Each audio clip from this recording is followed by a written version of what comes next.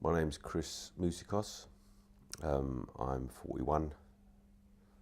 I think I kind of do two things for a living. I'm self-employed gents hairdresser and what I like to call myself a football therapist and life coach. I grew up I was born in Muswell Hill and raised in Muswell Hill and Bounds Green. Went to school in Muswell Hill. I think almost anybody that I've come across, major effects of your childhood, but yeah, they did have a big impact. Parents break up in early secondary school probably shaped my life massively. When the two most important people in any kid's life crumble, it takes away that big pillar, that spine. Football had a massive impact on my life. I think I've got an older brother I've got two older brothers. The one who is the oldest, because I'm the youngest of three, is 4 years older than me. My earliest memories in our garden was just playing football with him. He taught me how to play. He was really into it. Made a hell of a lot more fun. He made it a hell of a lot more fun by doing all the commentary. Oh yeah, and he's putting through here, go on! And I always remember as he got older, he used to sort of want to do other things. So then going on to primary school, always playing a year up. And then I guess at the most important time in my life, after post-divorce in secondary school, being the school captain, and during difficult times, could be the only period where I might feel normal. One of the only things I'd look forward to. It was almost a measuring stick of my sanity sometimes. That if I could do that and do that well, that meant I was all right.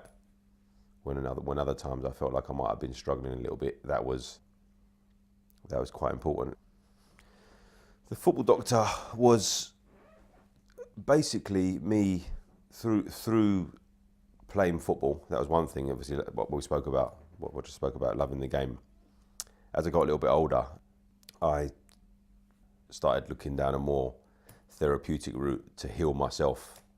I've never been one to sit around and wait, and I just think, okay, I'm going to go and try that. So I dabbled in counselling.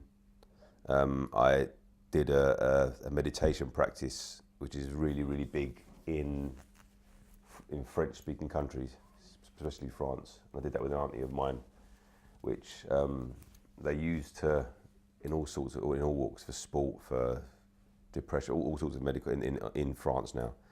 So I did that, and that kind of really, really healed me. And I thought, okay, now I need to give something back. So I started studying to be a counsellor. I did a diploma in Tibetan Buddhist meditation teaching, and life coaching. But something still wasn't quite right. I was really drawn towards working with children. Maybe because of my past, I really wanted to work with kids. And I liked the idea of play therapy. I did some day courses, some taster days in play therapy where we used sand play, we used puppetry, we used painting, animals, toys, different things. And I loved it. I loved being the clown, that bit of silly, indirect stuff that you do with a kid. You'll play with them and then they'll tell you things about them without even speaking, their body language. And so then I thought, okay, I was just about to go and do that. And then I did a football course, coaching course, and I thought, I'm quite creative, why can't football be my play therapy? And it just came to me to do that, to try and bring everything to do with football into a therapeutic offering. You're telling him that we don't trust him with the ball here. I'll do it. You don't do it, I'll do it. I know that's not what you mean, but how can you be more helpful to him? Brilliant. How can you be more helpful to him? Fantastic. I'm manager and coach of an under-9s football team that I've been running for 2.5 years, mainly because my son wanted to play. So I thought rather than expose him to the horrors of youth coaching that are out there, I thought I'd do it myself. I organise almost everything. I started off creating my own team, which was quite difficult, but we made a lot of things happen from scratch. Sponsorship, getting all the gear we needed, and now I've taken them all over the last year to a bigger club. So yeah, that's my role there. We had confidence to take on You do. You all have. That's the one thing that we wanted all of you to have. Before you pass it, we wanted all of you to be confident to take on people, and you all showed us that you can do that. Yes, Christoph. We don't keep the ball well enough as a team. Part of our plan was before.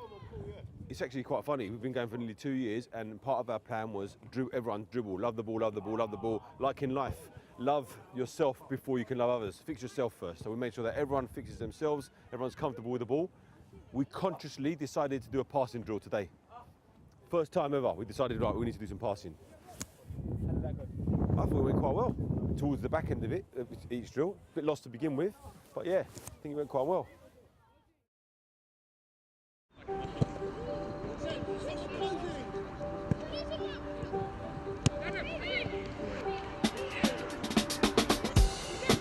Let's go, go!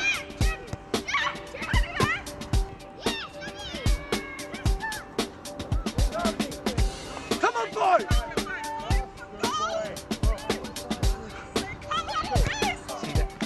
Ooh. Being understanding, loving people, being calm, generally without any, I mean, people dress themselves up in all kinds of religions and stuff and missing the point. But if you're truly compassionate and kind and loving to people, for me, that's worth more than anything. So I take that side to my football. I've got a good bond with my boys. Who could do Michael Jackson for the camera? Show him Michael Jackson. Everyone, do it here. Come on, everyone.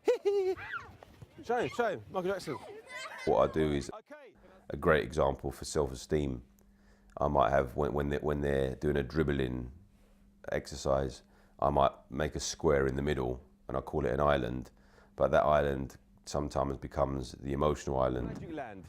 Right, 2 are going to be in Magic Land. The 2 non-bibs are going to be in Magic Land. Go.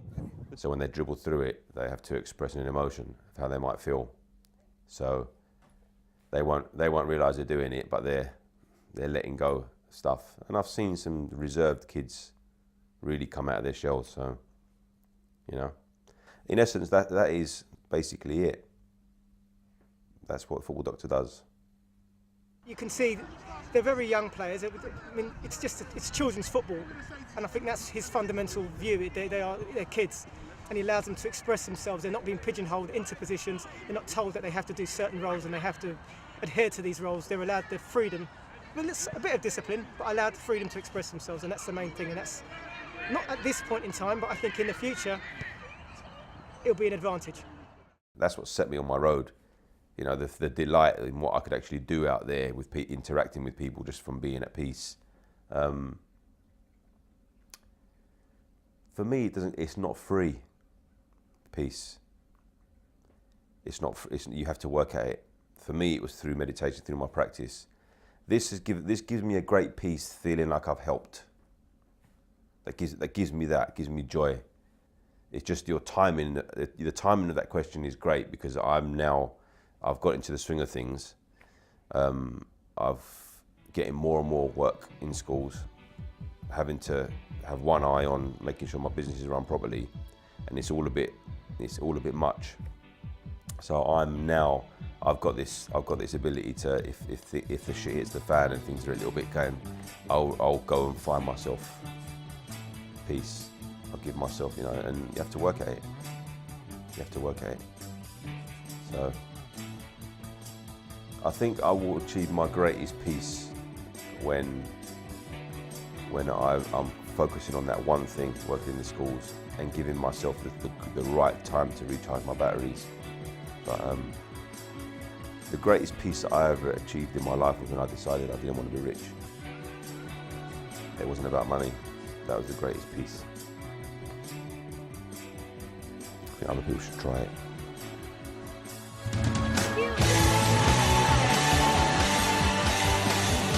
It's cooking good!